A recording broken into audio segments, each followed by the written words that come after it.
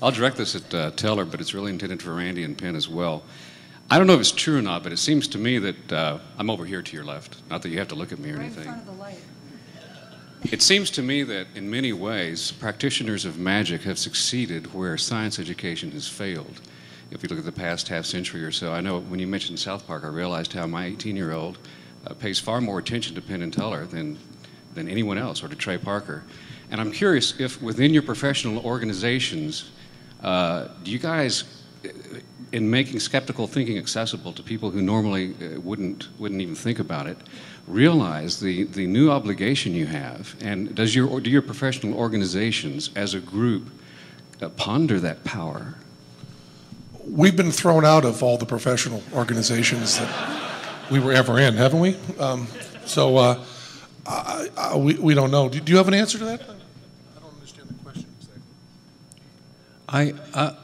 No, since the only professional organization that we're members of is the Magic Castle, which we were put into against our will, I don't have a direct answer for that. The one thing I can tell you that I've been thinking about is when a big part of what changes a person's belief is how much he admires the person that he's talking to, and that was certainly true with me. You know, you fall in love with Randi because of what he tells you, but then you also fall in love with him because he's a person of such forthrightness, and as a person of such courage, and that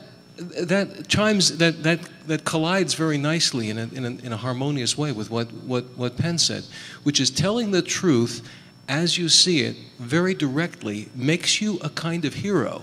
And it makes you carry yourself as a kind of hero in a very, can be a loud or a calm sort of way. And I think that's a tremendously valuable thing, just knowing that if you've got the goods, that makes you look good, and you looking good is a big part of why people will pay attention to you. Dr. Shermer, you have a science channel, I'm told. There's some work on a science channel, in fact, for this that's purpose? the Cable Science Network, which we're still trying to get the money for because it's hard to start a network. So it's still conceptual, but that's just one of those more steps, another step in the expansion of science, just teaching people how to think. And there's 100 ways to do that. So actually, I think what the question was is the influence that magicians can have. Yeah, there's a lot of different ways all of us can influence that by way of example, by throwing out web pages, by giving sort of conversations with people in which you drop these explanations, and it's part of that attempt to reach the middle people, not the true believers necessarily, because they're not likely to convert, but the people that are not sure, and they're wondering if there's something to it. What is the position? And you state it. And that's all we can do. But also, magicians are, although a lot of magicians are interested in this subject, there are not that many that are that good. And there are not that many that are that good at talking about these issues. That's a whole separate skill, and there are a lot of magicians who are just plain dorks, and I just as soon not have them out in the public about this. There's also this idea of how you act and how you get stuff across.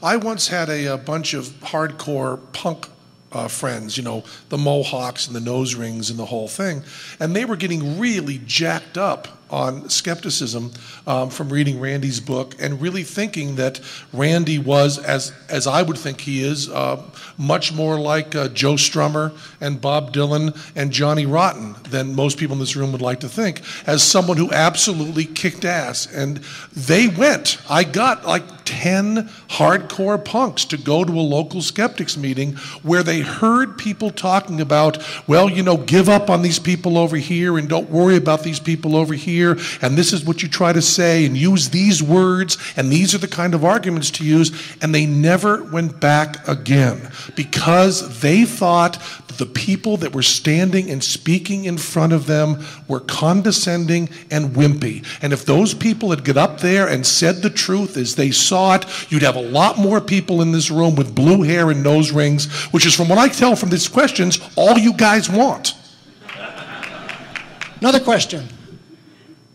As a wimp, let's come back a little bit to the idea of stage left. Of what a minority really is when I look around this room. It's not just an ethnic minority that we're talking about, but a whole set of people who have been economically disenfranchised from being able to express their ideas and opinions. If you're working at a Burger King and you're an IT degree and your boss is a Christian and begins saying you better be Christian about being here, yeah, you would have a wonderful time in Alabama bringing a civil rights case. How do we take care of that economic problem of teaching critical thinking in that minority? Let's say $25,000 a year and below.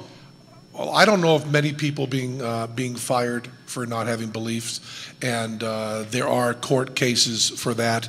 There are ways you can go and use the legal system on that. I don't think Christians, although I do not agree with them and think they are dead wrong, I don't think they're that evil. I think that many of them believe in the marketplace of ideas, and that you can at Burger King say you don't believe at God and not get fired. I really think they're really good people just searching like all the rest of us. They just happen to be wrong. Anyone else? Okay, another question again, stage left behind the lights. There's something that I think has been largely, although not completely ignored, because I know Penn and Teller's show did a lot of this, but it seems to me that we can walk away from the John Edwards just as long as we know, but there doesn't seem to be as much skepticism in the way of government, so much stuff that the government does that is just as wrong for just the same reason, and we could apply these same techniques of free thinking and really improve the world, because when government passes a bad law, we can't just walk away from it. So I wanted to get the panel's opinion on that. We were always told we're cool.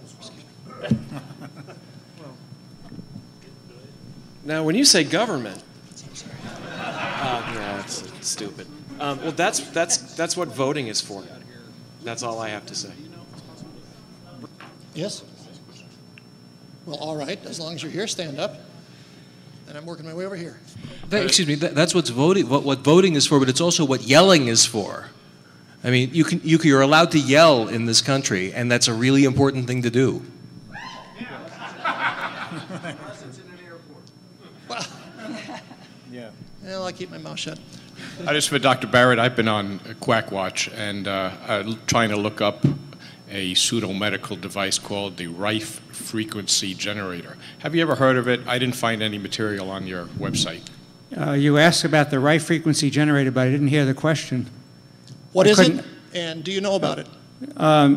It's a device that, it's actually a large number of devices that originated in the, I think around the 1930s, and supposedly can, it works on the principle that there's some kind of vibration in your cells, and that by tuning in on the frequency you can alter the health outcome. It's all crazy stuff.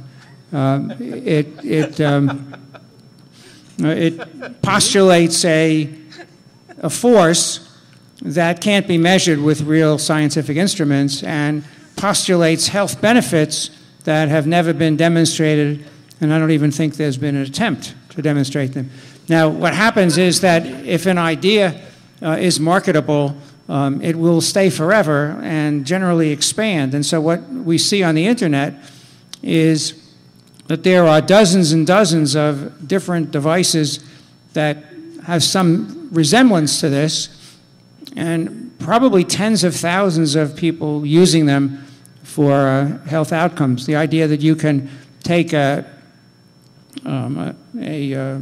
artifact, a piece of clothing, a drop of blood, a note, put it in front of a machine, somebody across the world can make a diagnosis through the telephone line. I mean, there are infinite variations. I personally find it very difficult to understand how anybody can believe the extraordinary claims, but the fact is that there are lots of people who do believe them and try to sell them, and every once in a while they'll take a desperate or gullible person and take a lot of money or occasionally divert them from effective treatment.